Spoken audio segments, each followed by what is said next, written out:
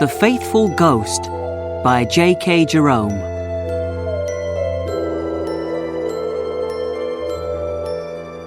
I was little more than a boy when I first met Johnson. I was home from school for the Christmas holidays, and because it was the night before Christmas, my parents let me stay up very late. When I went to my room that night and opened the door, I found myself face to face with Johnson, who was coming out.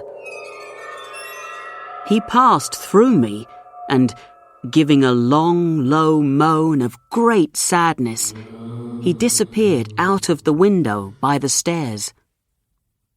For a moment, I was very surprised. I was only a schoolboy at the time.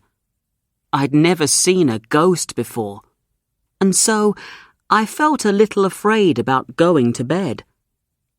But thinking about it, I remembered ghosts could hurt only bad people. So I got under the bed covers and went to sleep.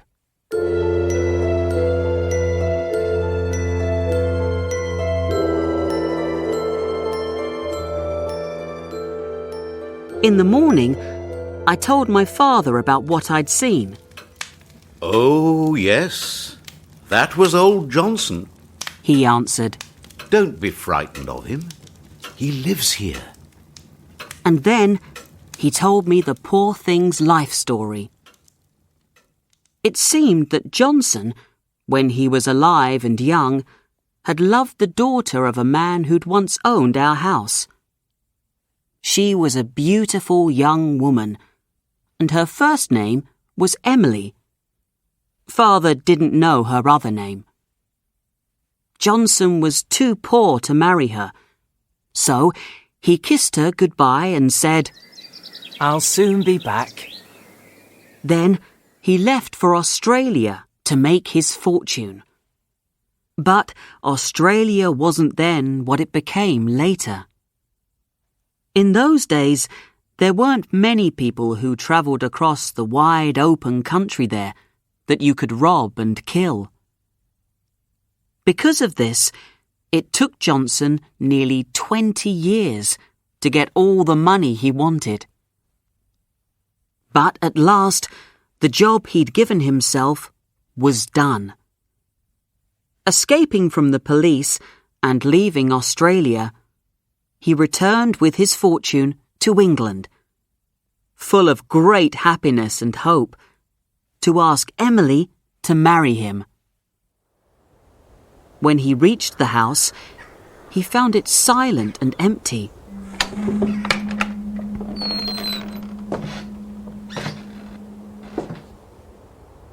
None of the neighbours could tell him much. They said that soon after he himself had left England, the family had disappeared quietly one cold, wet night, and that nobody had ever seen or heard anything of them since then, although the landlord and many of the owners of nearby shops had tried very hard to find them. Poor Johnson, crazy with grief, had gone to look for his lost love all over the world. He never found her, and after years of unsuccessful searching, he returned to end his lonely life in the same house where, in happy earlier days, he and his dearest Emily had spent so many wonderful hours together. He'd lived there all alone, walking about crying and calling to his Emily to come back to him. And when the poor old thing had died, his ghost had gone on with the same business. "And so," Father said, "when I moved into this house, the landlord took £10 off the rent for me."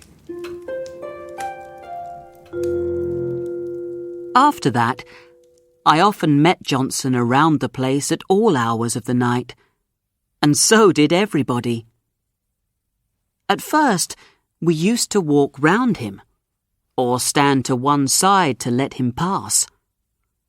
But when we became more comfortable with him, It didn't seem necessary to be so polite, and we used to walk straight through him. You couldn't say he was ever very much in our way. He was a gentle old ghost who wouldn't hurt a fly, and we all felt very sorry for him. For a while, indeed, he was a real favourite with the women of the house. He was so faithful to his dear Emily, and their hearts were touched by it. But as time went on, he started to become a little boring. You see, he was full of sadness. There was nothing amusing or pleasant about him. You felt sorry for him, but he annoyed you.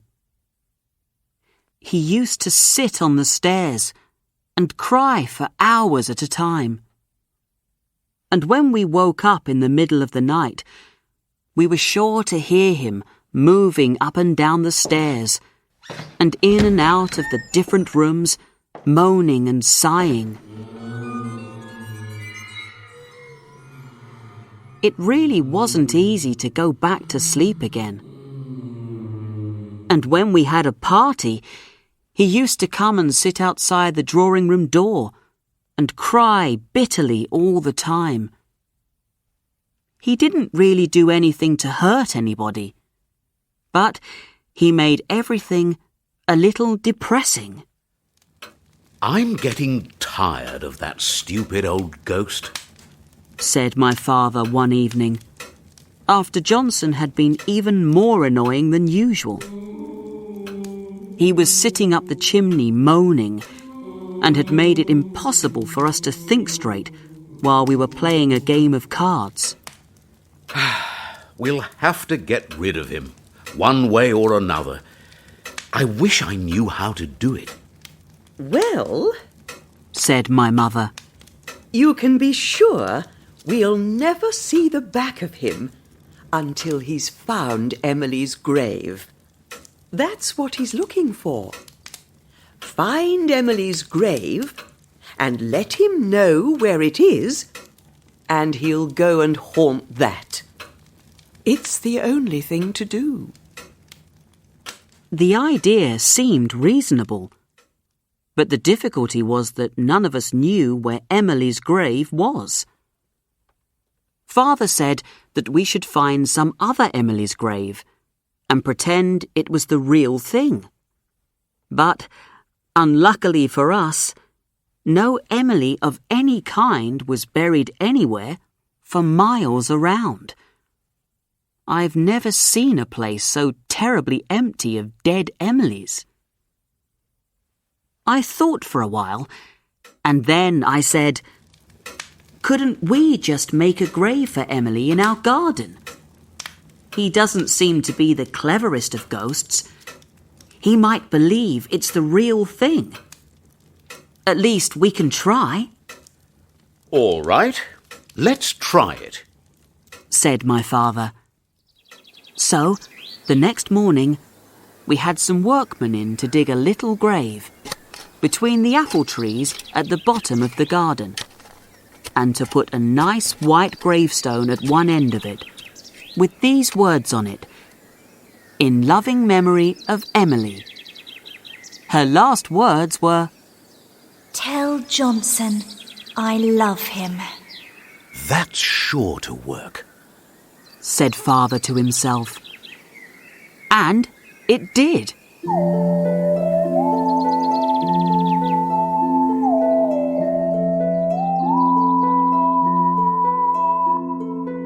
We made sure that Johnson went down there that same night, and, well, the way he ran and threw his arms round that gravestone, moaning and sighing, was one of the saddest things I've ever seen. Dad and old Squibbins, the gardener, cried like children when they saw it. We've had no more trouble from Johnson in the house since then. He spends every night now crying bitterly on the grave, and seems really pleased. Is he still there? Oh, yes. I'll take you down and show him to you the next time you come to our place. 10 in the evening to 4 in the morning are his usual hours. 10 o'clock to 2 o'clock on Saturdays.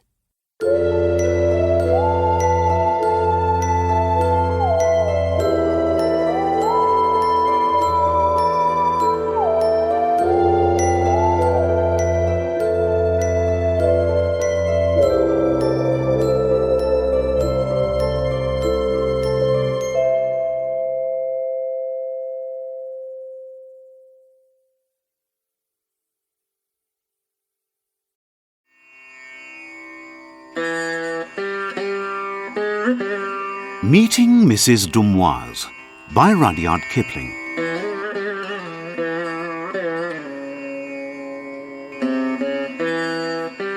This story can be explained by people who know about ghosts. I've lived long enough in India to know it's best just to tell things the way they happened. Dumoise worked as our doctor at Meridki in the Punjab, in the northwest of India. He was a round, sleepy little man, and he married a young woman as round and sleepy-looking as himself. After their wedding, they forgot about the rest of the world and were very happy. Life in Meridki went on quite well without them. But Dumoise was wrong to shut himself away from the world, as he discovered when there was an epidemic of typhoid in Meridki, and his wife became ill with the disease. 5 days were lost before he realized she had more than just a fever. 3 more days passed before he visited Mrs Shute, the engineer's wife, and spoke to her in a nervous way about his trouble. She almost hit him round the ears. "It's a crime you waited so long to tell someone," she said, and went off immediately to care for the poor woman. 7 people in Meridki caught typhoid that winter, and for 56 days we fought the disease and brought them back to the world of the living. Just when we thought it was all finished, little Mrs Dumoise became worse again and died in less than a week. Everyone went to the funeral. Dumoise started crying at the edge of the grave and was taken away by friends at once. After his wife's death, Dumoise went back to their house alone. He didn't want help. He did his job well, but we all told him he should take a holiday. Dumoise was grateful for the idea and went to the hills in northeast India on a walking tour. He took a gun and a big camera with him, hoping to take lots of photographs and forget his grief. A useless Indian servant went with him to help with his luggage. The man was lazy and not very honest, but he'd been his wife's favourite and most faithful servant, and Dumoise was happy to let him manage everything. On his way back from the hills, Dumoise went to a place called Bagi.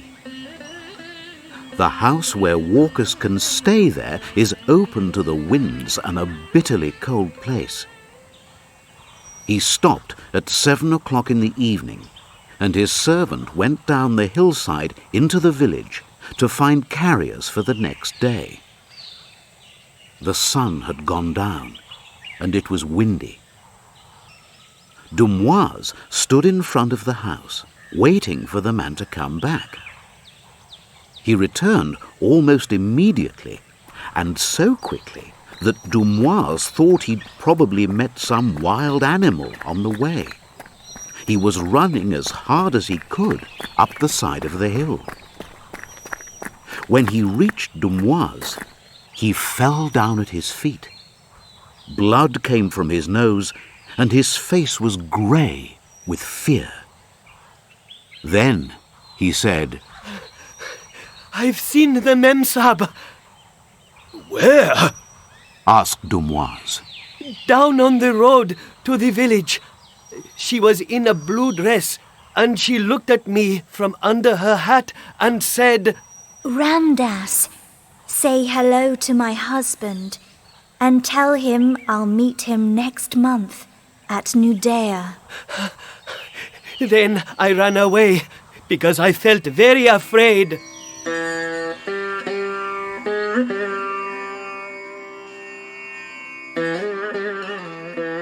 I don't know what Dumoise did.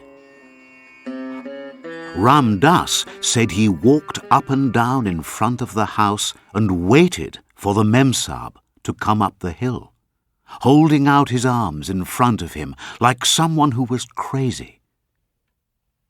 But no Memsahib came, and the next day Dumoise travelled onwards to Simla, the summer home of the British government in northern India.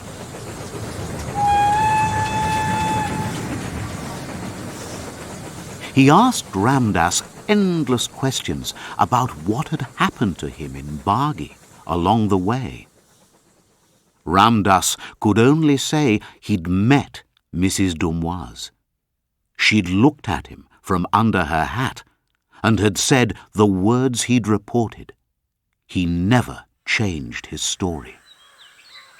"I don't know where Nudea is. I've never been to Nudea, and I don't want to go there, even if I'm paid twice what I usually get to go," he added. Nudea is in Bengal, in southern India. It has nothing to do with a doctor working in the Punjab. It's more than 1,200 miles south of Meridki, where Dumoise lived. Dumoise passed through Simla without stopping.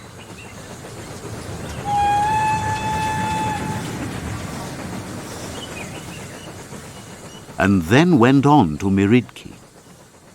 There he met the doctor who'd taken his place at the hospital while he was away. This man was an old friend of his, and they talked for a day about work. In the evening, Dumoise told the man what had happened at Bargi. At that moment, the telegram boy ran in with a telegram from the government offices in Simla. Dumoise read it with interest. It said, Cholera epidemic at Nudea. Bengal government needs help. Punjab government sending you there. Dumoise threw the telegram on the table. "Well," he cried. The other doctor said nothing. What could he say? Then he remembered Dumoise had passed through Simla. Did you hear about this already and take the job in order to make an end of your... He began, but Dumoise stopped him. "Not at all. It's the first I've heard of it. But if death comes for me, I won't be sorry." In the half-light, the other man helped to put Dumoise's things back in his bags. Ramdas came in with a light. "Where's the Sahib going?" he asked. "To Nudea," answered Dumoise softly. At that, Ramdas fell to the floor, pulling at Dumoise's legs and asking him not to go. He cried and moaned until he was told to leave the room. Then he put all his things together and came to ask for a reference. "I'm not going to Nudea to see the Sahib die, and perhaps die myself," he said. So Dumoise paid him, gave him a reference, and went to Nudea alone. 11 days later, he joined his Memsahib, and the Bengal government had to find a new doctor to fight the epidemic in Nudea. for Dumoise lay dead from cholera in the hospital there.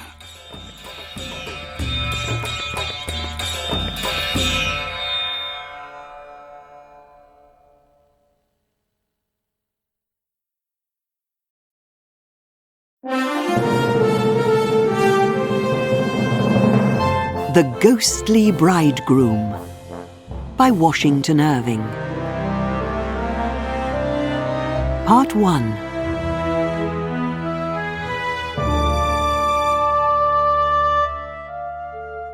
A long time ago, on a mountain in the Odenwald, that forested part of southern Germany where the Main River meets the Rhine, Baron von Landshout's castle stood. These days, nearly nothing is left of it. But in those days, it looked down on the country around it, like its owner. The Baron was a proud man from the Katzenelnbogen family. His father, a great army man, had left him the castle, and the Baron took care of it as well as he could. Other old German families had sold their uncomfortable castles in the hills and built more comfortable houses in the valleys. But the Baron stayed and continued with the old family ways. This meant he often argued with his neighbours because his ancestors had once disagreed with theirs. The Baron had only one child, a beautiful daughter. 2 unmarried aunts cared for her when she was a child and taught her all the important things a young lady should know. By the time she was 18, she could read without trouble. She could also write her name without forgetting a single letter, and big enough for her aunts to read without their glasses. She could dance, play the guitar, and sing several beautiful love songs from memory, too. Her aunts, who had lived for love when they were young, always kept a careful eye on her and made sure she never got into trouble. She never left the castle alone and had to listen to endless talks about the importance of politeness. "You must always obey your father," one aunt told her. Never get close to men, and never believe a word they say, said the other. Her aunts felt sure that, although other young women might make mistakes in matters of love, this would never happen to the Baron's daughter. Without her father's approval, she wouldn't look twice at the best-looking young man in the world, even if he's dying at her feet, they thought. Plenty of other people lived in the Baron's castle with him. He had many poorer relatives who often visited him for big family parties paid for by the Baron. They always told him, after a few drinks, "There's nothing more enjoyable than our visits to your home." The Baron was a small man with a big heart. He loved telling stories about the brave old Katzenelnbogen fighters who stared down proudly from their pictures on the castle walls.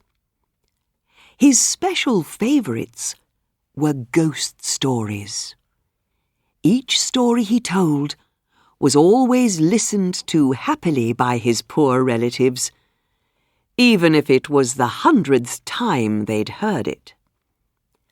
This was the Baron's life.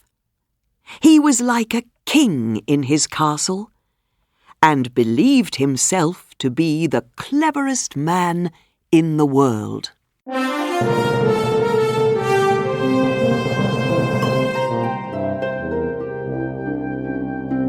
On the day when my story begins, the Baron had planned a big party in the castle to celebrate the arrival of his daughter's future bridegroom. The Baron and a very grand old man from one of the finest families in Bavaria had decided to join their fortunes together by marrying their children to each other. Letters of great politeness were sent and replied to. Although they hadn't even seen each other, the young pair were engaged to be married, and the date for the wedding was decided. Young Count von Altenburg had left the army in order to come and fetch his bride from the Baron's castle. Earlier, he'd sent a letter from the nearest city, which the Baron had read with interest. Friday, Würzburg. Sir, I have some business to finish here in Würzburg, which has made me later than I planned. But I'll arrive soon. Von Altenburg. Now, everyone in the castle was making things ready for the young man's arrival.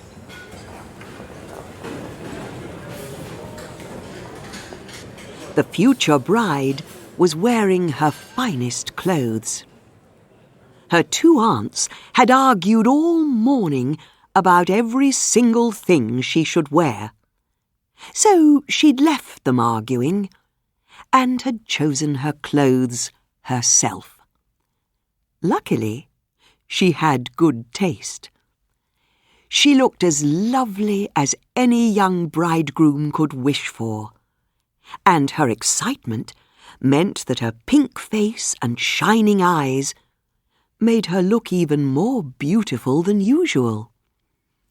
Her size and the dreamy look in her eyes all told of the gentle hopes and fears that fought together in her little heart.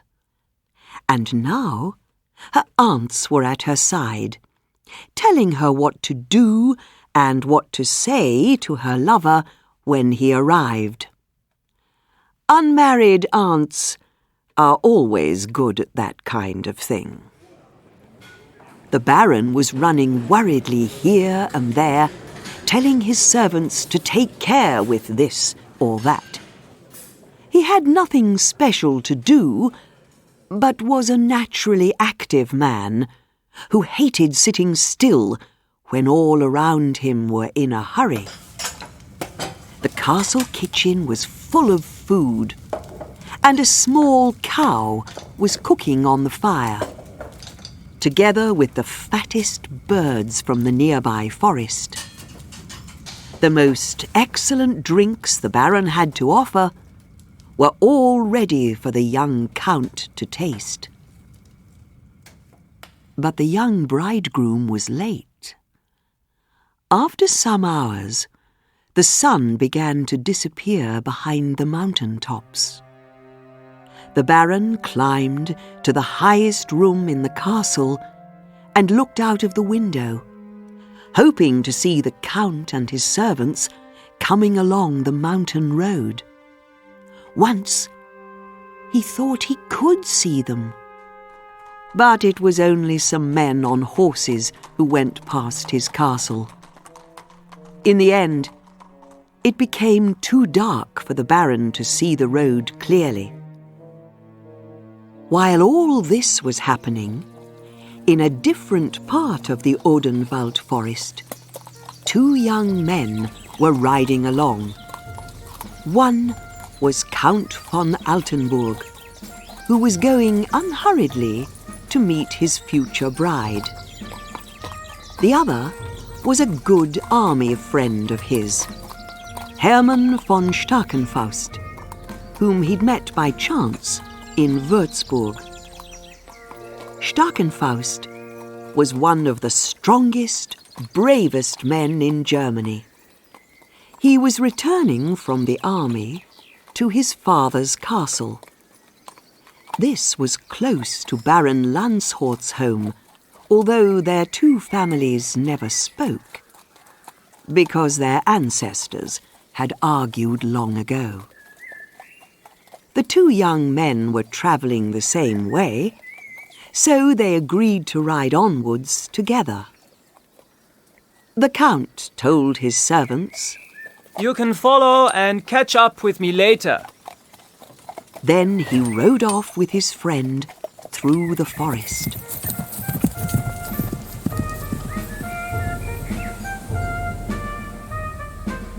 On the way, they first talked happily about their memories of army life. Then the Count became a little boring when he started speaking about his future bride. Everyone says she's so beautiful, and I'm really looking forward to married life, he said. In those days, German forests were as full of robbers as German castles were full of ghosts. So it's not surprising that, when they reached the loneliest part of the Odenwald, they were attacked by a group of thieves.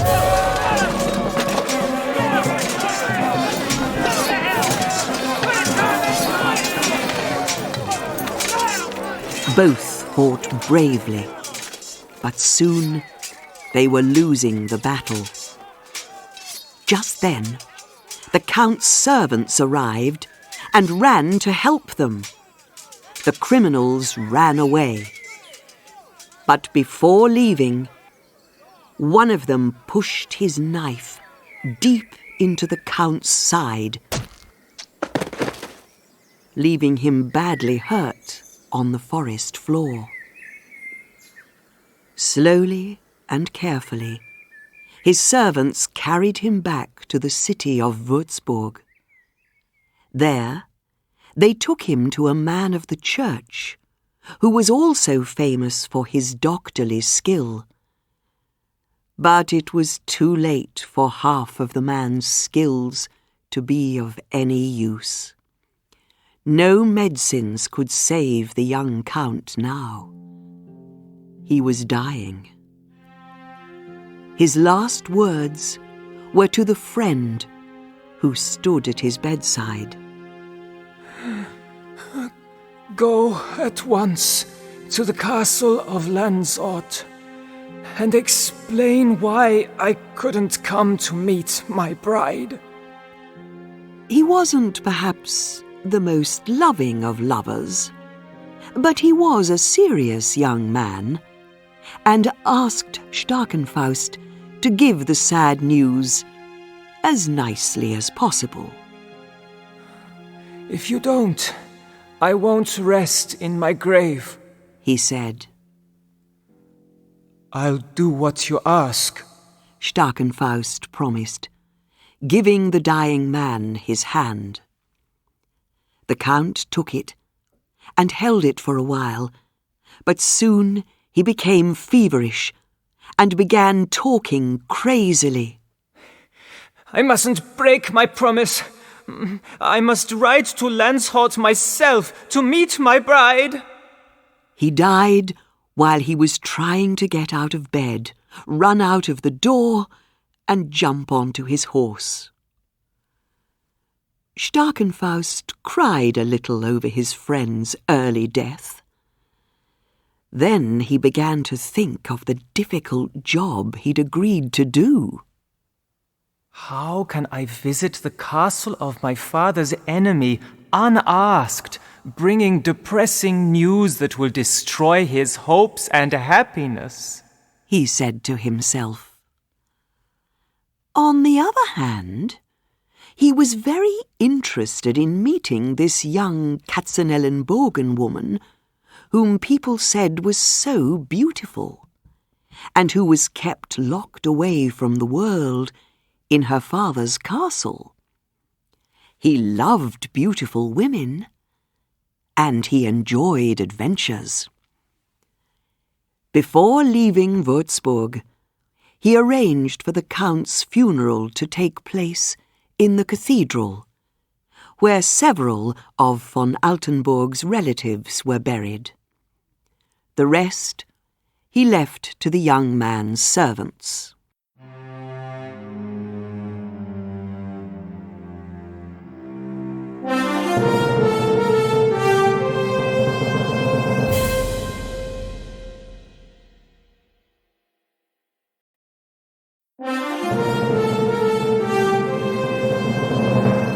The Ghostly Bridegroom.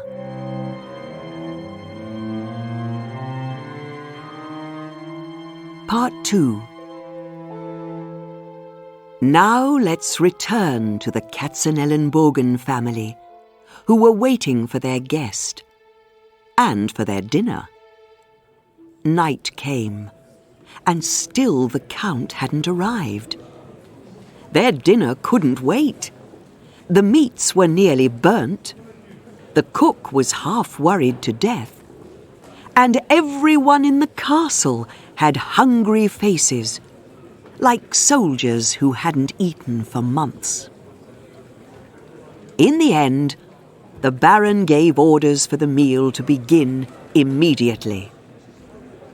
Everyone was just sitting down at the table when suddenly they heard the sound of a horn at the castle gate.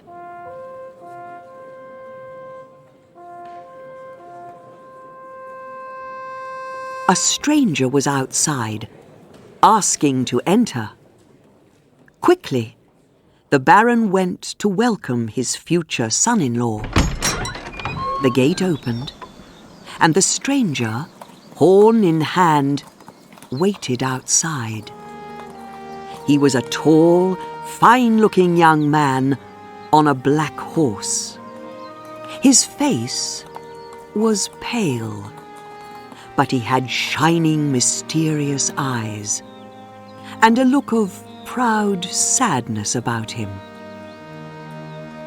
The Baron was surprised to see he'd come alone, without any servants. At first, he felt annoyed. Doesn't that young man realize this is an important visit and an important family he is marrying into? But then he calmed down, saying to himself, His youthful excitement has made him hurry here before his servants. I'm sorry, began the stranger, getting down from his horse. to arrive like this at this hour. The Baron stopped him from saying more by welcoming him warmly and politely. He was proud of his own skill at speaking. Once or twice, the stranger tried to stop the river of fine words, but he couldn't. In the end, he just looked down at the ground and let it all wash over him. By the time the Baron had finished, they were deep inside the castle. Once more, the stranger tried to speak, but this time he was stopped by the arrival of the women of the family, bringing his nervous young bride to meet him. He stared at her for a moment, like a man in a dream. His eyes shone lovingly as he took in her beautiful face and figure. One of the unmarried aunts whispered something in the young woman's ear. She tried to speak, lifting her bright blue eyes from the ground to look at her bridegroom nervously. But the words died on her soft lips. Then she looked back at the floor, although there was now the ghost of a smile on her pretty face, showing she'd liked what she'd seen. Indeed, it was impossible for a young girl of 18, who often dreamt of love, not to be pleased by this good-looking young man. Because their guest had arrived so late, the Baron said, Let's leave all talk of the wedding until tomorrow. He at once invited the young man to join them at the long table in the great hall, where dinner waited for them. From the walls, the pictures of the Baron's hard-faced ancestors looked down on them as they ate. Next to them, there were old battle flags with lots of holes in them, several badly beaten bits of armour, and the heads of a number of wild animals from the nearby forest that different Katzenelnbogens had hunted, caught, and killed over the centuries. The young man didn't take much notice of the other dinner guests, and touched little of the fine meal.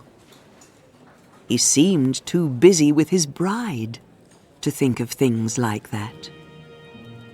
He spoke softly to her, in words that those sitting next to them found hard to catch. But a woman can always hear the soft, sweet voice of her lover. His seriousness and gentleness seemed to touch the young lady deeply, and she listened closely to all he said, sometimes smiling and sometimes serious. From time to time, she said something back to him, and when he wasn't looking at her, she watched him out of the corner of her eye and sighed happily. The two unmarried aunts, who both knew the mysteries of the heart well, told their neighbours at the table, We're sure the two of them fell in love the moment they met. The dinner went on happily. The Baron's poorer relatives ate hungrily, in the way that people with little money do after they've spent days walking in the mountains. The Baron told his best stories with great success. When it was a mystery story, his listeners were suitably surprised. And when it was amusing, they laughed in all the right places. Other cleverer relatives told even funnier stories, or whispered things in the ladies' ears that made it hard for them not to laugh.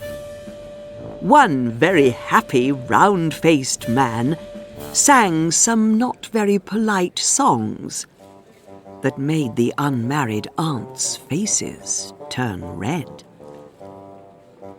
But instead of enjoying the fun of the party, the bridegroom looked a little out of place. His face became more miserable as the evening went on, and, strangely, the Baron's funny stories made him look even sadder. Sometimes he seemed to forget all around him. At other times, he looked round the hall with restless eyes that spoke of an uneasy heart. His conversations with his bride became more serious and mysterious. Her pretty face became clouded with worry, and she began to shake nervously at his words. The people sitting near them noticed. They couldn't understand why the bridegroom looked so miserable. But his coldness darkened the warm happiness of all around him. People began whispering to each other and shaking their heads. Songs and laughs died on people's lips, and there were uncomfortable silences in conversations. Then people began telling stories about ghosts and other wild figures of the night. Each story was more frightening than the one before it. In the end, the Baron made several ladies scream at the now very famous story of the Goblin Horseman.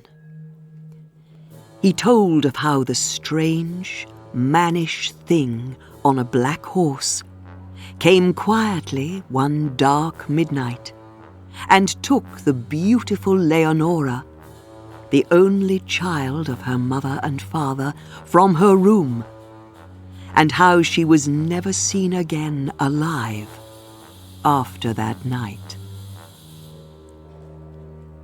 The bridegroom listened to this story with interest. Just before the Baron finished, the young man began to stand up. He grew taller and taller until, to the Baron at his side, he seemed like a great mountain of a man standing over him. Immediately the story was finished, the young man sighed deeply and said goodbye to everyone. They were all surprised, and no one was more surprised than the Baron himself. Are you planning to leave at midnight? But everything's ready for you to stay with us tonight. Please, go to your room now if you'd like to lie down. The stranger shook his head sadly, saying, I must lie in a different place tonight. There was something about this answer, and the way it was said, that made the Baron's heart stop for a second. But he pulled himself together and again warmly invited the young man to stay. The stranger shook his head silently. Waving goodbye to everyone, he walked slowly from the hall. The unmarried aunts sat as still as stones, and the bride began to cry. The Baron followed the stranger outside to where his black horse was waiting. As they stood at the castle entrance, the stranger turned and spoke to the Baron in a deep, loud voice, which the high roof above them made deeper and louder. Now we're alone, I'll tell you why I must go. I have business that cannot wait, which calls me away. Can't you send someone in your place? No, I must go myself. I have to be in Würzburg Cathedral. Yes, but not now. Tomorrow you'll take your bride and marry her there. No, replied the stranger, 10 times more seriously than before. I'm not going to marry. Death is waiting. I'm a dead man. I was killed by robbers. My body lies in Würzburg.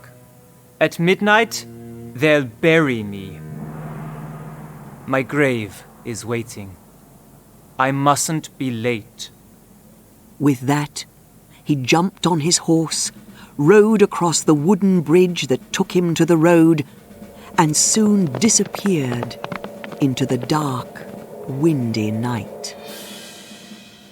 The Baron returned worriedly to the great hall and told everyone there what had happened. 2 ladies fainted, and others felt sick at the idea that they'd eaten dinner at the same table as a ghost. Some said, Perhaps he's the wild hunter. He's a famous ghostly figure in many old German stories. A tall, strong, larger-than-life fighter riding a black horse through the air at midnight. He often calls loudly to the group of noisy big black dogs around him. Their eyes always shine with red fire when they smell the warm meat of lonely travellers still out on the road after dark. The wild hunter hunts the living, and a crazy crowd of thin grey figures always dances after him. These are the ghosts of the newly dead, headless, armless, or legless, who moan and bleed helplessly as they're pulled by the hunter and his dogs through the endless night sky. Others disagreed with that idea. Perhaps he came out of the dark, rocky heart of a mountain, or from deep under the ground below an old tree in the forest, they said. Anyone who didn't really believe the bridegroom was a terrible ghost or goblin of some kind had to change their ideas the following day. Next morning, a letter arrived at the castle, explaining about the young count's murder and his funeral in Würzburg Cathedral.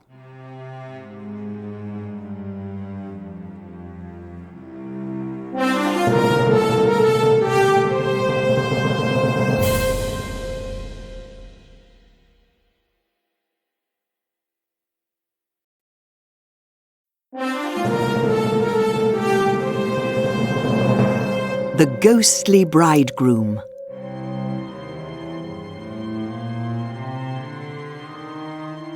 Part 3. The news of the Count's death at the hands of robbers shocked everyone in the castle. The Baron locked himself away in his room. His guests, who'd come to celebrate with him, couldn't think of leaving him now in his time of trouble. They walked around the castle or met in the hall in groups, talking and shaking their heads. And they ate and drank more than ever to try and make themselves feel more cheerful. But for the bride, things were even worse. Just think of losing the man of your dreams before you've even taken him in your arms. And what a man he had been. The ghost of him was so polite and so fine-looking, she said to herself. And I'm sure when he was alive, he was even politer and finer than that. She filled the castle with her moans and sighs. On the second night after she'd met and lost the love of her life, she went to her room. One of her aunts, the fatter one, went with her. She didn't want the girl to sleep alone. This aunt, who was one of the best tellers of ghost stories in Germany, was telling one of her longest stories when she fell asleep in the middle of it. The room looked out on a garden. Lying in bed, the young woman watched the moon shining on the leaves of the tree that stood outside her window. As she listened, the bell of the castle clock sounded 12 times. It was midnight. Suddenly, she heard soft guitar music coming from the garden. She left her bed and went to the window. A tall figure stood below, among the shadows of the trees. It looked up at her, and just then the silvery light of the moon shone down on it. She recognized the face. It was her ghostly bridegroom. Suddenly, she heard a loud scream in her ear. And her aunt, who'd woken up and followed her niece to the window, fell into her arms. When she looked down at the garden again, the ghost had disappeared. It was now the aunt that needed the most looking after. She was really terrified. The young woman, on the other hand, felt that there was something even in the ghost of her lover that touched her heart. He seemed to her so manly, and although the shadow of a man is not really enough to please a girl who's sick with love, a manly ghost is better than no man at all. The aunt said, I never want to sleep in this room again. The niece answered, And I'll never sleep in any other room in the castle except this one. So the niece decided to sleep in the room alone. Promise me faithfully you won't tell anyone about the ghost, she asked her aunt. I promise. The aunt replied. The niece didn't want to lose the only happiness she had in the world. She didn't want to leave the room near that garden which her lover's ghost haunted at night. I'm not sure if the aunt kept her promise or not. She loved telling stories, and it's fun to be the first person who learns about a piece of news and can then inform others. People say she kept her promise for over 6 days. But she didn't have to keep things secret for longer than that. While she was sitting at the breakfast table on the 7th day, a servant came in saying, Nobody can find the young lady. Her room's empty. She hasn't slept in her bed, and her window's open. She's gone. Everyone at the breakfast table was shocked at the news. Even the poorer relatives stopped eating for a moment.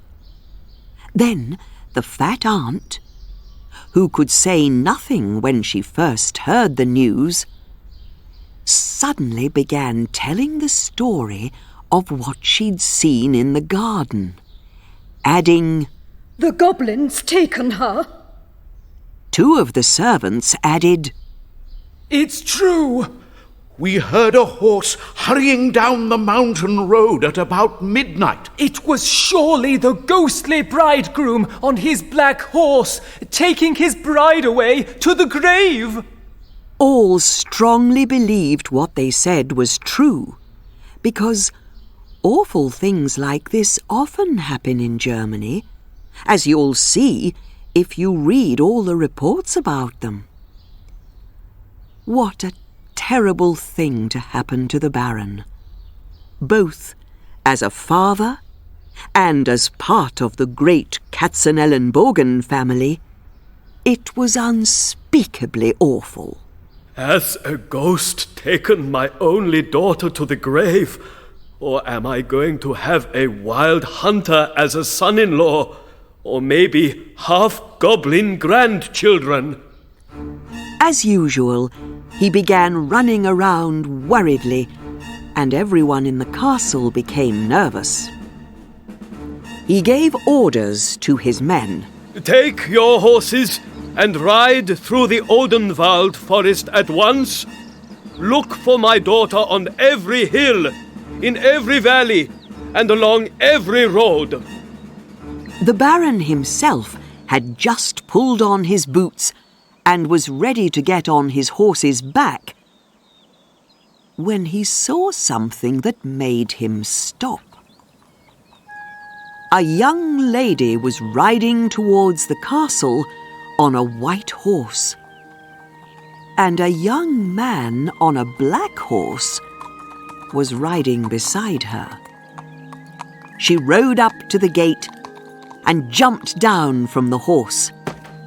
At once, she fell at the Baron's feet and put her arms round his legs. It was his lost daughter, and her friend was the ghostly bridegroom. The Baron was very surprised. He looked first at his daughter and then at the ghost, and almost couldn't believe his eyes. The ghost seemed in much better health since his visit to the land of the dead. His clothes were rich and fine, and he looked strong and manly in them. He was no longer white-faced and miserable. His face was pink and full of life, and happiness shone from his large brown eyes. The mystery was at an end. The young man, as I'm sure you've guessed already, introduced himself to the Baron as Hermann von Stackenfaust. He explained about his adventure with the young Count and told of how he'd hurried to the castle to bring the sad news, but that the Baron had stopped him speaking again and again. When I saw the bride, she won my heart, he went on. So I decided to stay for a while as the Count, in order to spend a few hours at her side. I was thinking about how I could say goodbye and go, when suddenly your story about the goblin, Baron, gave me the idea for the strange way in which I left. Because you and my father are enemies, I knew later visits of mine wouldn't meet with your approval, he added. So I came back in secret, haunting the garden below your daughter's window. There I met her, talked to her, won her heart, and carried her off with me to church, where we've just celebrated our wedding. Normally, the Baron was a hard man. He liked his daughter to obey him, and his ancestors' enemies were his enemies too. But he also loved his daughter, and he'd believed he would never see her again. Now, he was happy to see her alive. And although her husband was the son of his enemy, at least he wasn't a goblin. Young man, he began. I have to say, there's something not quite honest and true about the way you told me you were dead. But one of his friends, who was an old army man, said, Everything's fair in the name of love. Another old soldier added, Von Stackenfaust has recently been in the army, and what he's done needs to be seen in a different light because of that. So everything ended happily. The Baron told his daughter and son-in-law there and then, I'm ready to forget what's happened and to welcome you both into my home with open arms. Everyone in the castle began celebrating again. The poor relatives made the young man's ears burn red with all the nice things they said to him. You're so brave! You're so kind. And so rich. The aunts, it was true, were a little shocked at the way their niece had forgotten so quickly everything that they'd tried to teach her. It was a serious mistake not to have metal bars put across her window, said the thinner of the two, and her sister agreed. The fatter aunt was very annoyed. I can't tell my wonderful story of the ghost in the garden anymore, she thought. because the only ghost I've ever seen wasn't real after all. But the niece seemed very happy indeed to find out that her ghostly bridegroom was in fact a living husband in the end.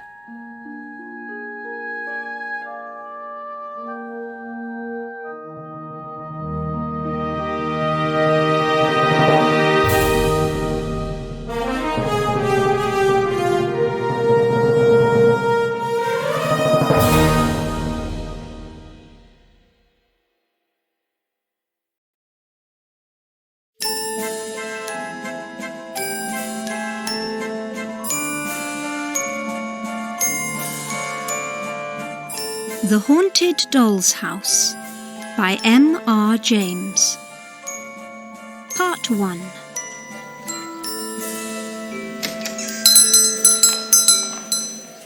Mr. Chittenden, you must often get things like that in your shop, said Mr. Dillett, pointing with his stick to the doll's house in the window. Mr. Dillett knew a lot about old things and realised it was very special. You can't be serious. Replied Mr. Chittenden. That should be in a museum. You don't say. Laughed Mr. Dillett. And how much is it? £75, sir. That's a price for an American buyer. Let's say 50. In the end, they agreed on something in between, and half an hour later, Mr. Dillett took the thing away in his car. Mr. Chittenden stood at the shop door, smiling, with the money in his hand, and waved goodbye. Then he entered the back room where his wife was making tea. It's gone, he said. Mr. Dillett bought it. Good, said Mrs. Chittenden. He needs a bit of a shock. Well, I'm sure he's going to get it, and we won't have any more of it, said Mr. Chittenden as they sat down to tea.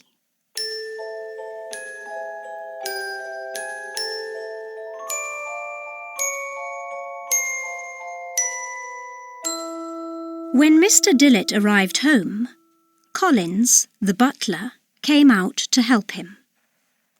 Together they carried the doll's house up to Mr. Dillett's bedroom and put it on his desk.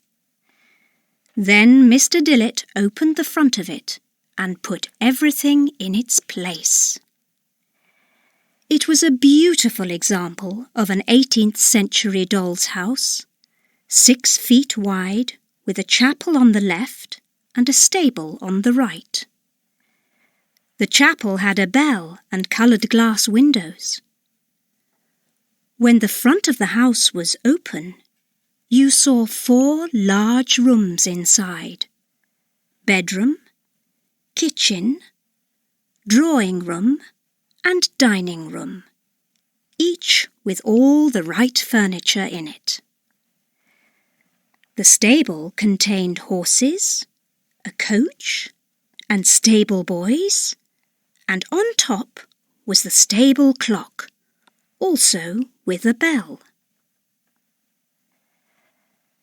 The house stood on a platform which had steps going up to the front door and a terrace on it. This platform also had a drawer in it, where you could keep different curtains and dolls' clothes, so you could change things when you wanted. It's wonderful, sighed Mr. Dillett. And what a low price. I could sell it in town for 10 times more. It almost makes me afraid. I hope my luck doesn't change for the worse. But let's see who lives here. He put the dolls in a line in front of him. There was a gentleman and a lady in blue. He was in a suit and she in a fine dress. There were 2 children, a boy and a girl, together with a cook, a nurse, a servant, a coach driver, and 3 stable boys. Is there anyone more? Perhaps. The 4-poster bed had its curtains closed, and he put his finger between them and felt inside. He pulled it out quickly, because it seemed to him something there had felt almost alive. When he opened the curtains, he discovered an old gentleman with white hair in a long white nightgown, and put him with the others. That was all of them. It was nearly dinner time, so in 5 minutes Mr. Dillett put all the dolls back and went down for dinner. He didn't return to his own fine 4-poster bed until 11 o'clock that night. There was no striking clock in Mr. Dillett's room, nor on the stairs or stables of his house, and none in the nearby church. But it was a clock striking that woke Mr. Dillett from a pleasant sleep at 1 in the morning. He was so surprised, he sat up in bed. Strangely, although the room was dark, he could see the doll's house very clearly. It seemed that a full moon was shining down on it, and he could see trees around it, behind the chapel and the stable. It seemed, too, that he could smell the autumn smell of a cool September night. He thought he could hear horses moving in the stables. And with another shock, he realized that above the roof, instead of the wall of his room, he was looking into a dark blue night sky. He saw, too, that this was no 4-roomed house with a movable front, but a real house with many rooms and stairs, although strangely smaller than it should be. You want to show me something, he said to himself. 2 rooms in the doll's house were lit, one on the ground floor to the right of the door, and one upstairs on the left. The first room was brightly lit, the second not so brightly, and he could see everything that was happening inside those rooms. The first room was the dining room. Dinner was finished, but glasses and wine were still on the table. The gentleman and lady in blue sat alone there. They were talking seriously, and from time to time it seemed they stopped to listen. Once the gentleman got up, opened the window, put his head out, and put his hand to his ear. Then he went from the window and from the room, and the woman was left standing alone there, holding a candle. Looking at her face, it seemed that she was fighting against a strong fear inside her, and that she was winning. She had an unpleasant face, too, wide, flat, and too clever for its own good. Now the gentleman came back into the room and she took something from his hand and hurried out. He too disappeared, but only for a moment. The front door slowly opened and he came out and stood on the terrace. Then he turned to the upstairs window which was lit and shook his closed hand angrily up at it. It was time to look at that upper window. Through it you could see a 4-poster bed and a nurse sleeping in an armchair by the fire. In the bed an old man lay awake, and from the way he moved his hands on the bed covers, he was worried. Beyond the bed, the door opened. The lady in blue came in with the candle. She put it down and woke up the nurse. She had an open bottle of wine in her hand. The nurse took it and put some wine into a pan. She added sugar and spices from little pots and then put the pan on the fire to cook. At the same time, the old man seemed to call weakly to the lady. She went to him, felt his wrist, and bit her lip. The old man looked at her worriedly and pointed to the window. She went to the window and then, as the gentleman had done, she opened it, put her head out, with her hand to her ear, and listened. Then she pulled her head in and shook it at the old man, who seemed to sigh. Now the spiced wine was ready. The nurse put it in a silver bowl and took it to the old man. He waved it away, but the lady and the nurse moved closer, probably asking him to drink. In the end, it's clear he said yes, because they helped him to sit up and put the bowl to his lips. He drank most of it, then lay down. The lady smiled good night and left the room. She took the candle, the bottle, the bowl, and the pan with her. The nurse went back to her chair, and for a time everything was quiet. Suddenly, the old man sat up in bed and opened his mouth wide. He was probably crying out, because the nurse jumped up and ran to the bedside. The old man looked terrible. His face was dark red, almost black. His round eyes were staring, both hands pulled at his chest, and his lips were white.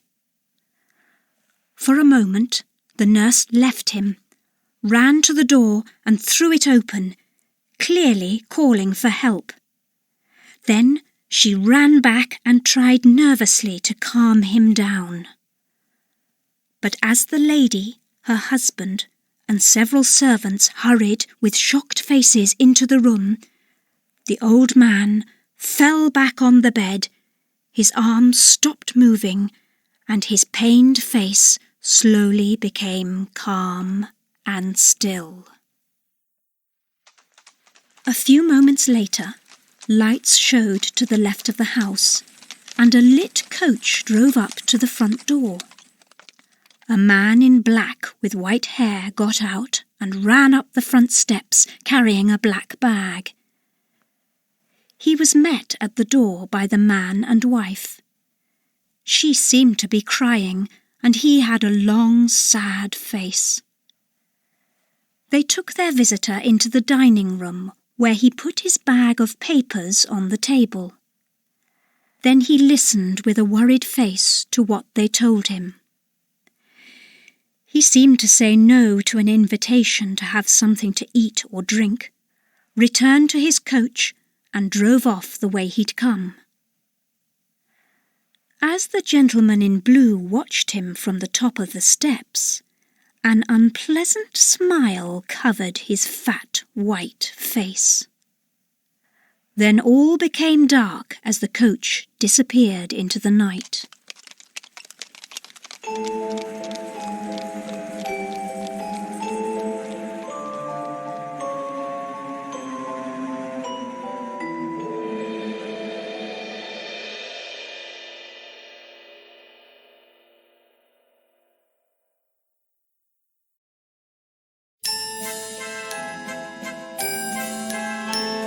The Haunted Doll's House, Part 2. All was dark in Mr. Dillet's bedroom, but he stayed sitting up in his bed. He guessed he would see more. The front of the doll's house began to shine again, but the lights were now in different places. One was at the top of the house, and the other in the chapel. There was a coffin in the middle of the chapel, with 4 candles in tall silver holders around it. A black cloth lay over the coffin, and, as he watched, the cloth seemed to move up at one end and fell to the floor, leaving the coffin uncovered. One of the candles fell to the floor also. Now Mr. Dillet looked at the room at the top of the house. A boy and girl lay in 2 small beds, and there was a 4-poster bed for the nurse. She wasn't there, but the father and mother were. They were dressed in black clothes, but were laughing and talking with each other and with the children. Then, unnoticed by the children, the father left the room, taking a long white nightgown from by the door as he went. He shut the door behind him. A few moments later, the door opened slowly, and a large, terrible white thing entered and moved towards the beds. Then the figure suddenly stopped, lifted up its arms, and showed itself to be the laughing father, of course. The children were terrified. The boy hid under the bed covers, and the girl ran to her mother's arms.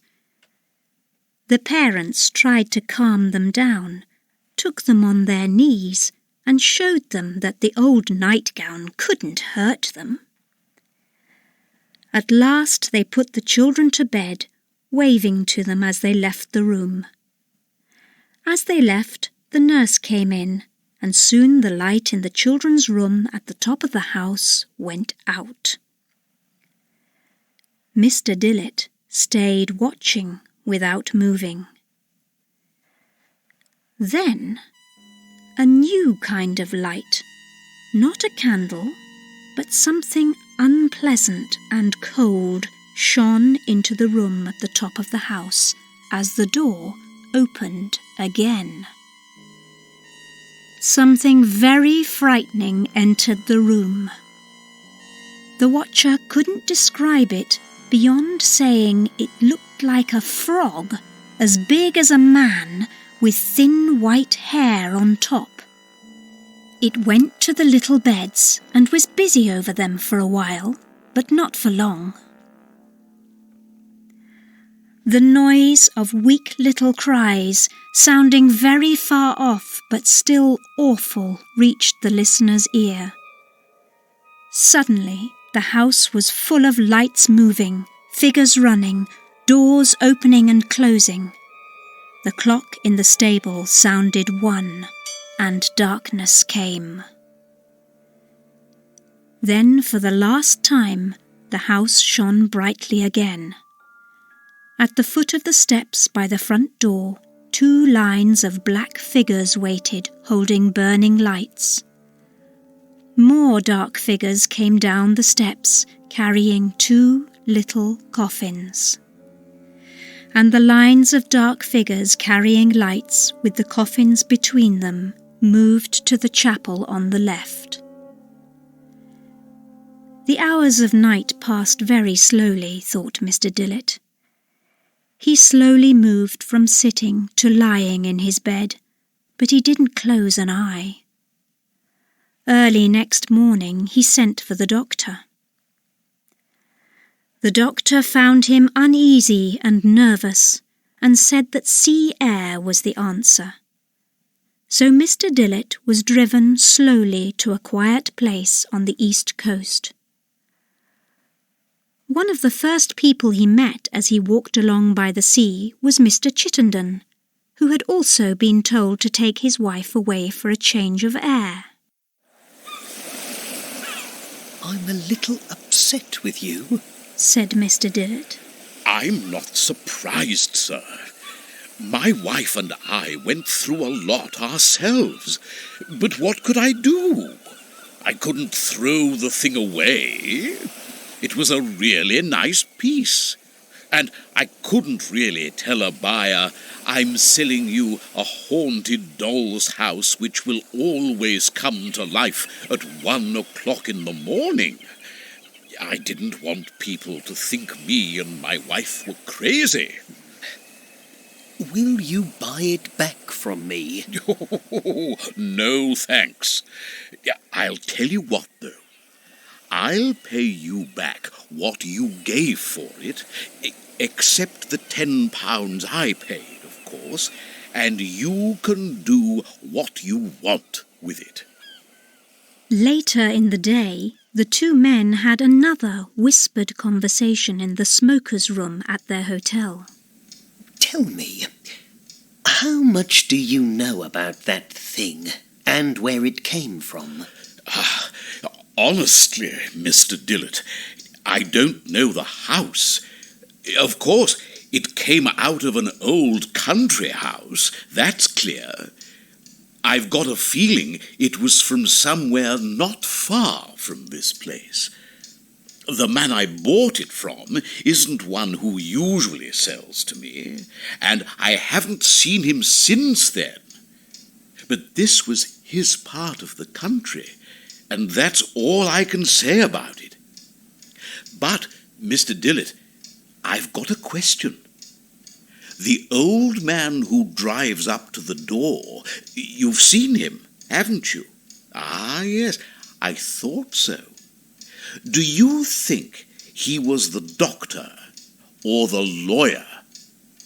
My wife says the doctor, but I say the lawyer because of all the papers in his bag, and the one he took out last but didn't open.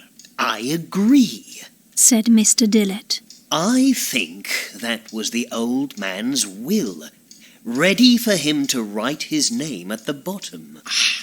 I thought the same, replied Mr. Chittenden. Probably a will that didn't leave any of the old man's money to the younger ones. But it's taught me something.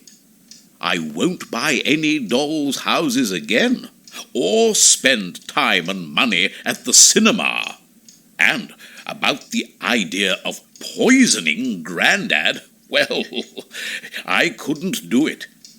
I prefer to live happily with my relatives. Always have done. Always will do. The next day, Mr. Dillett went to the town museum. He wanted to try and find the house at the heart of the mystery. He looked at lots of old pictures of houses on the walls, but couldn't see his house among them. He looked through lots of old church records, but again he had no luck. Then, in an almost empty room, he saw an old model of a church which made his heart grow suddenly cold. It looked like more work by the same man who had made his doll's house. He read the small notice in front of it carefully. This model of St. Stephen's Church, Coxham, was given to the museum by Mr. J. Merriweather of Ilbridge House in 1877. It is the work of his ancestor, James Merriweather, 1786. He went back to look at a map of the country nearby that he'd noticed earlier on the wall. There he saw that Ilbridge House was in the village of Coxham. Then he went back to the old church records and soon found the funeral of Roger Milford, aged 76, on the 11th of September, 1757, and of Roger and Elizabeth Merriweather, aged 9 and 7, on the 19th of the same month.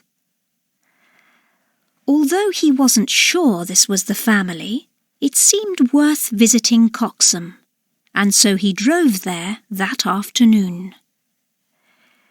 In the north of the church there was a Milford chapel. In it there was a stone to the memory of Roger Milford. Father and successful lawyer.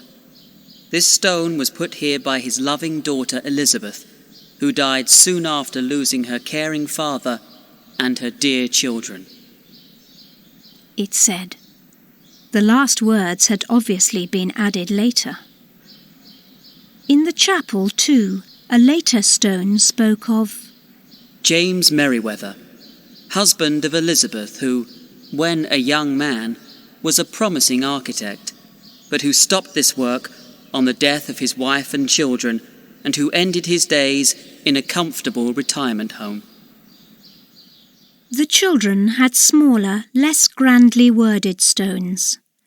They'd both died on the night of the 12th of September.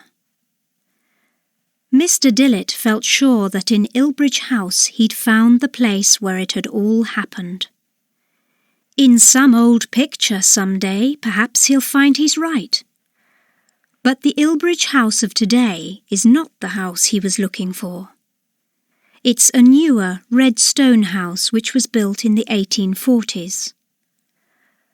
Not far from the new house, in a lower part of the garden, near some old trees, is a terraced platform covered with grass.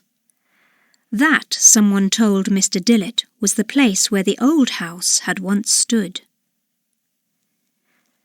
As he drove out of the village, the church clock sounded 4, and Mr. Dillett put his hands over his ears. It was not the first time that he'd heard that bell. These days, waiting for an American buyer, the doll's house rests, carefully covered, in the upstairs room over Mr. Dillett's stables. It was taken there by his butler on the day that he left for the seaside.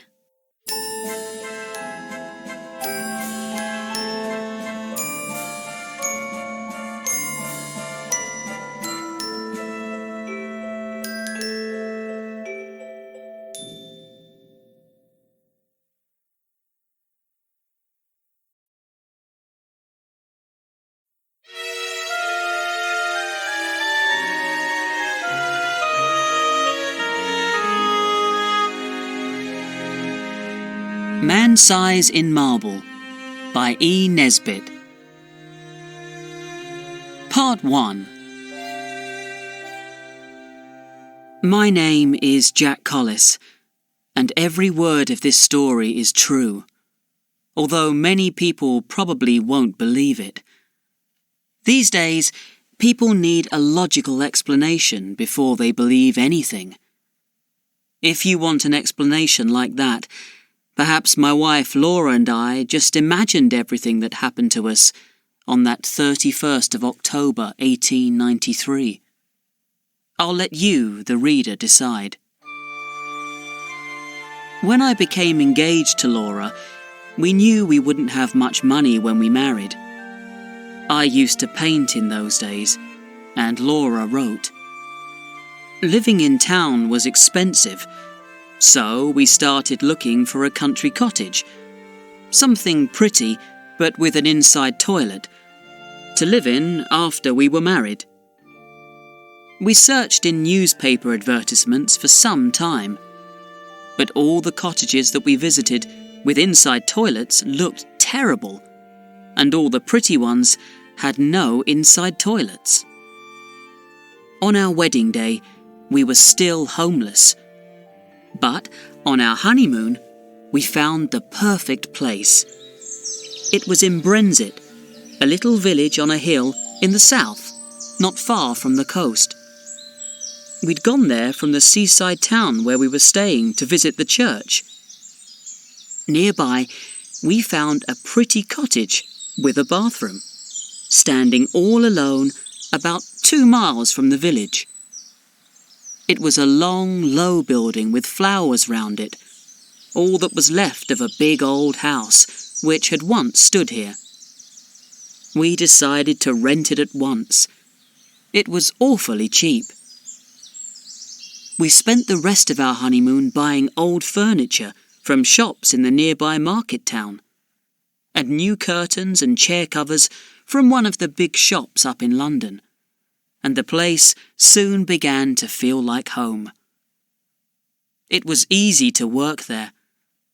I never got tired of painting the countryside and the wonderful sky I could see through the open window. And Laura sat at the table and wrote about all of it, and about me. We found a tall old woman from the village to cook and clean for us. She was tidy, skilled at cooking, and understood everything about gardens. She also told us the old names of the places nearby, and tales of robbers who'd once lived there, and of ghosts who sometimes met people in the neighbourhood when it was late at night. She was the perfect servant for us. Laura hated cooking and cleaning, and I loved listening to old stories. So we left Mrs. Dorman to manage the cottage, and used her old tales in stories with pictures that we sent to magazines, which helped to bring in some money. We had 3 months of married happiness and never argued. Then, one October evening, I went to visit our only neighbour, Dr. Kelly, a pleasant Irishman, for a talk and a smoke of my pipe. I left Laura all smiles, writing a funny magazine story about village life. But when I came back, I found her sitting on the window seat, crying. "What's the matter?" I asked. "Oh, Jack, it's Mrs. Dorman," she moaned. "She says she has to go before the end of the month to care for her sick niece. But I don't believe her, because her niece is always ill. I think someone's turned her against us. She seemed so strange when she spoke to me." "Don't worry, dearest," I said. "But don't you see? If she leaves, none of the other villagers will want to come here, and I'll have to cook and wash plates, and you'll have to clean knives and forks, and we won't have time for writing or painting." "I'll speak to Mrs. Dorman when she comes back," I said, trying to calm her down. "Perhaps she wants more money. It'll be all right. Let's walk up to the church." The church was large and lovely, and we enjoyed going there on nights when the moon was full. The path to it went through a wood, past 2 fields, and round the churchyard wall. It had been the old way they used to take coffins to the church for funerals. There were lots of dark trees in the churchyard. The church door was a heavy wooden one, and the windows were of coloured glass. Inside, there were rows of dark wooden seats, and at the eastern end, there were 2 grey marble figures of old knights in armour, one on each side, lying on their tombs. Strangely, you could always see them, even if the rest of the church was nearly in darkness. Their names were lost in the past, but the villagers said they'd been wild and terrible men, and that one night, in a great storm, lightning had struck their big old house and destroyed it. Interestingly, this was the place where now our cottage stood. For all that, their son's gold had bought them the place in the church where they were buried. Looking at their hard, proud, marble faces, it was easy to believe the story was true. The church looked at its best and strangest that evening. We sat down together without speaking and stared for a time at the fine stone walls around us. We walked over to look at the sleeping knights. Then we went out and rested on the seat by the church door, looking across the fields while the sun went down.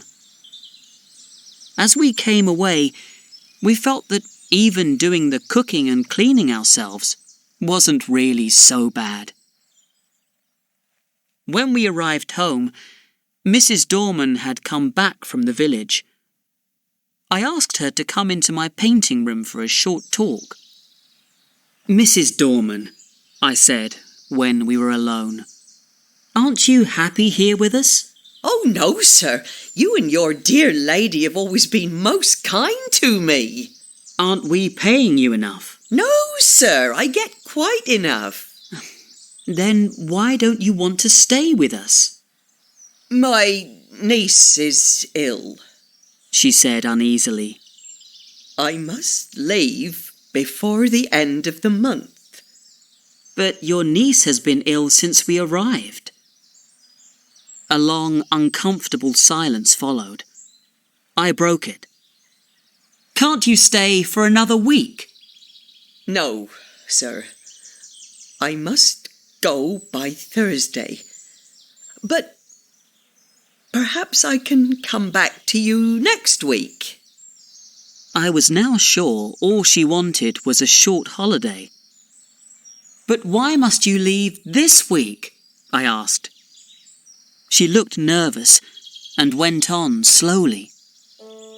They say, sir, that this was a big house in the old days, and that many strange, dark things happened here.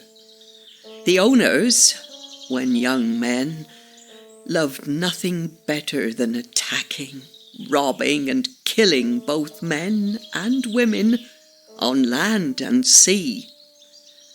They were dangerous men, sir, and no one stood up against them. So, year by year, they went from bad to worse. In the end, their terrible crimes against nature and all the deaths of the poor little children from the villages nearby brought the lightning down from the sky to destroy them. I was pleased that Laura wasn't in the room with us. She was always nervous, and I felt that these old stories would perhaps make our house less dear to her. "Tell me more, Mrs. Dorman," I said. "Please, I'm not like lots of young people these days who laugh at strange things like that." This was true in a way. I loved her stories, although I didn't really believe them. Well, sir, she began in a low voice. Perhaps you've seen the two figures in the church. "You mean the knights?" I said cheerfully. I mean those two bodies man-size in marble. They say that at Halloween, those two bodies sit up and get off their tombs, and that as the church clock strikes 11, they walk in their marble out of the church door, over the graves and along the path. "And where do they go?" I asked interestedly. They come back here to their house, sir. And if anyone meets them... "Well, what happens?" I asked. But I couldn't get another word from her, although she warned me, Lock the house early on Halloween, sir, and make the sign of the cross over the door and windows. But who was here at Halloween last year? No one, sir. The lady who owned the house only stayed in the summer and always went to London a full month before the night. I'm sorry to bring trouble to you and your lady, but my niece is ill and I must go on Thursday. She decided she would go, and that nothing we could say would stop her. I didn't tell Laura the tale of the figures that walked in their marble. I didn't want to upset her. This was, I felt, different from Mrs. Dorman's other stories, and I didn't want to talk about it until the day was past. I was painting a picture of Laura in front of the window all that week, and while I worked on it, I couldn't stop thinking about the tale of the 2 nights. On Thursday, Mrs. Dorman left, saying to Laura as she went, "Don't go out too much, madam, and if there's anything I can do for you next week, I'll be happy to help." From that, I understood she wished to come back after Halloween, though to the end she continued with the story of her sick niece. Thursday went well. Laura cooked a lovely dinner, and I washed the knives, forks and plates not too badly afterwards. Soon, Friday came, and it's what happened then that this story is really about.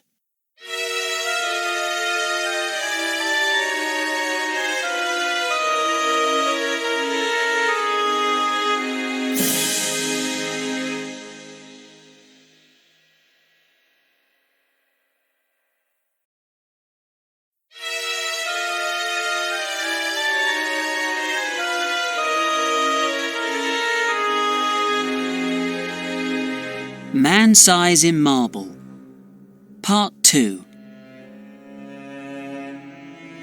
Everything that happened on that day is burned into my memory, and I'll tell the story as clearly as I can.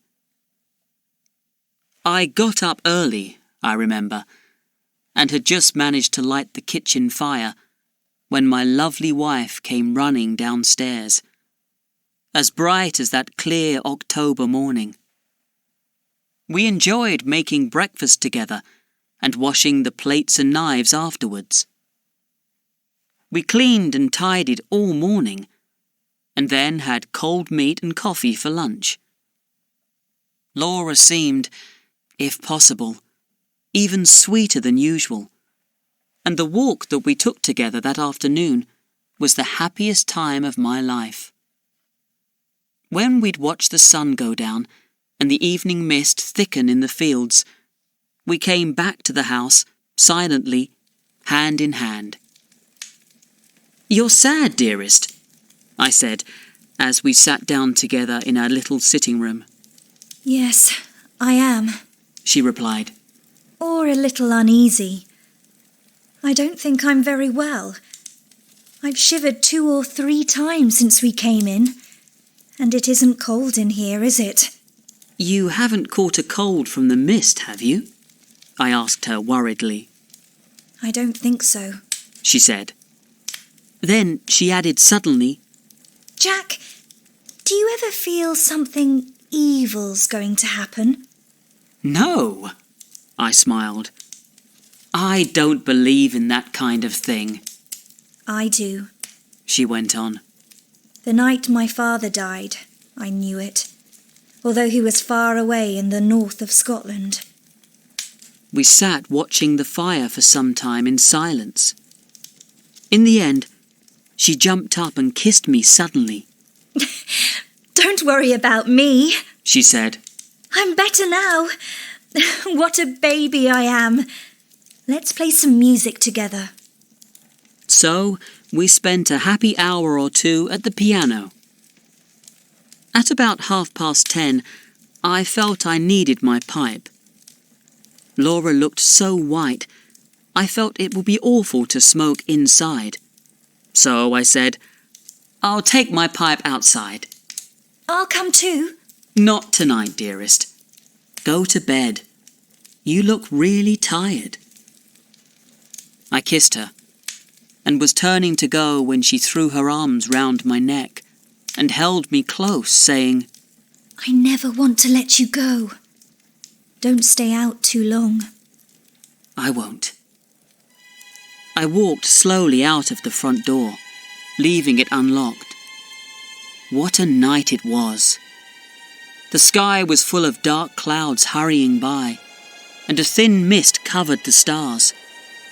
The moon swam high up, sometimes disappearing behind the fast-moving cloud river, and sometimes shining down on the trees, which waved slowly and noiselessly below.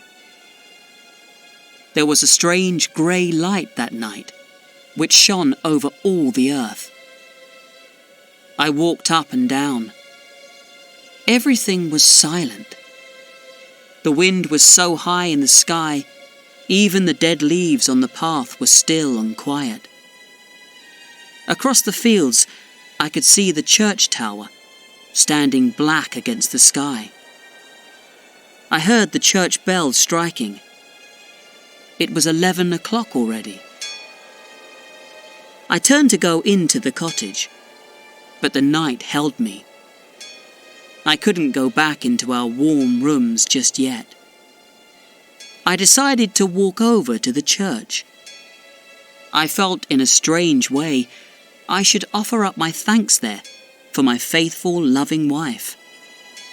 I imagined then our long, sweet life together.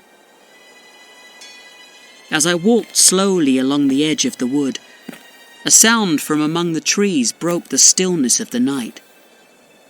I could clearly hear footsteps that echoed mine. It's probably a villager looking for fallen branches for their fire, or hoping to catch some forest animal under cover of darkness, I thought. But he really should learn to step more lightly. I turned into the wood. Now the footsteps seemed to come from the path behind me. It must be an echo, I said to myself. Soon I was crossing the churchyard. I stopped for a while at the seat where Laura and I had watched the sun go down. Then I saw the church door was open. I felt bad about not closing it well on our last visit, for we were the only people who came there, except on Sundays. Then, suddenly, I remembered. This was the day and the hour when the villagers believed the shapes in man-sized marble began to walk.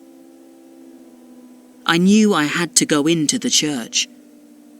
I planned to tell Mrs. Dorman I'd seen the knights there at 11 o'clock on Halloween and that her tale was just a crazy story, nothing more. When I walked inside, everything was in darkness. As I went towards the eastern end of the church, it seemed strangely larger. Then, the moon came out and showed me the reason. The man-sized marble bodies were gone. Was I going crazy? I went forward and put my hand out to touch the flat tops of the tombs. Had someone stolen them? A sudden, nameless fear filled my heart, and I shivered. Something unbelievably evil was going to happen, I knew. I ran from the church, biting my lip to stop myself from screaming. I hurried across the fields towards the light that shone from our cottage window. Suddenly, a black figure jumped out of the blackness in front of me.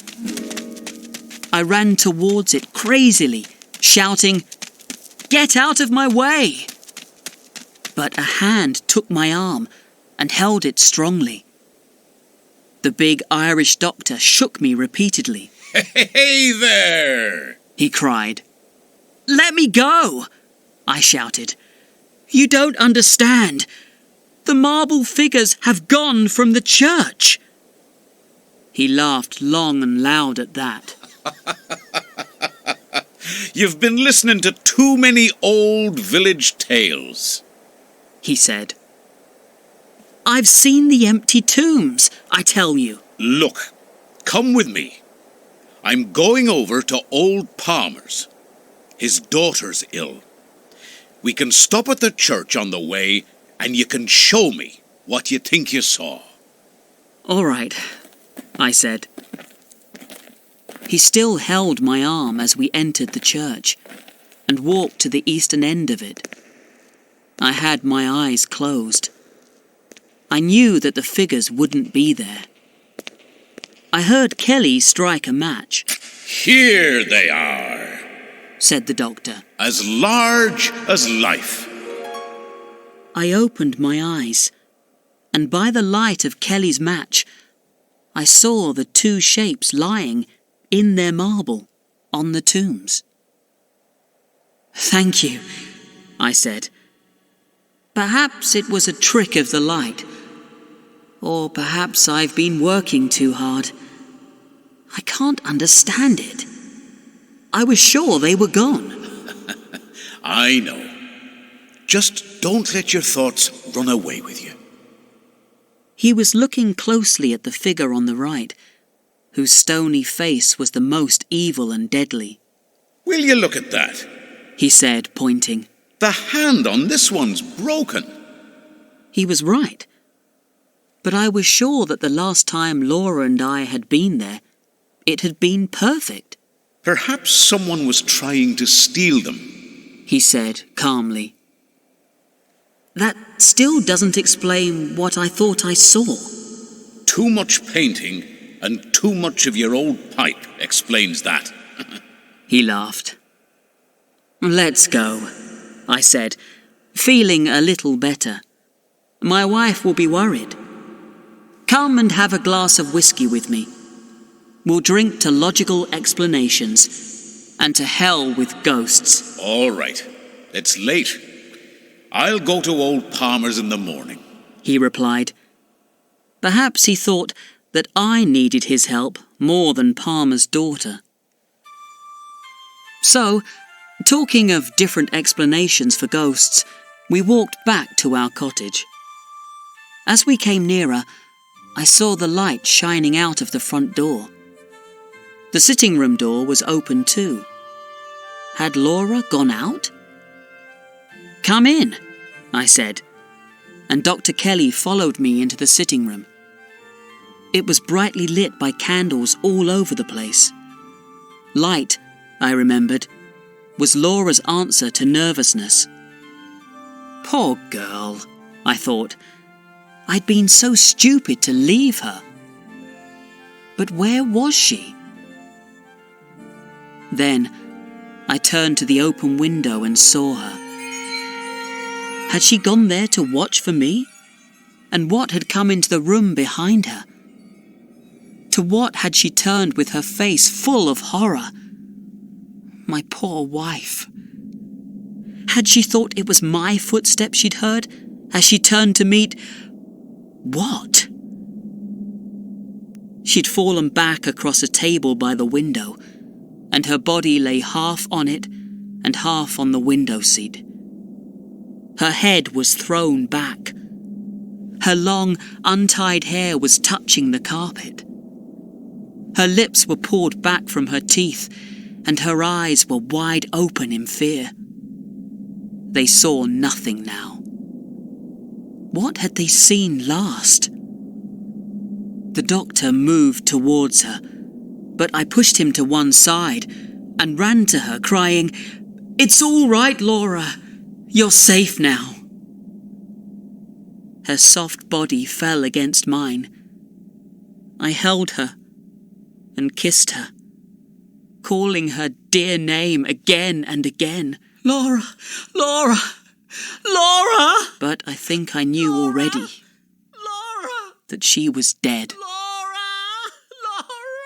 Both her hands were closed. In one of them, she held something very strongly. When I was quite sure she was dead, and that nothing mattered anymore, I let Dr. Kelly open that hand to see what it held. It was a grey marble finger.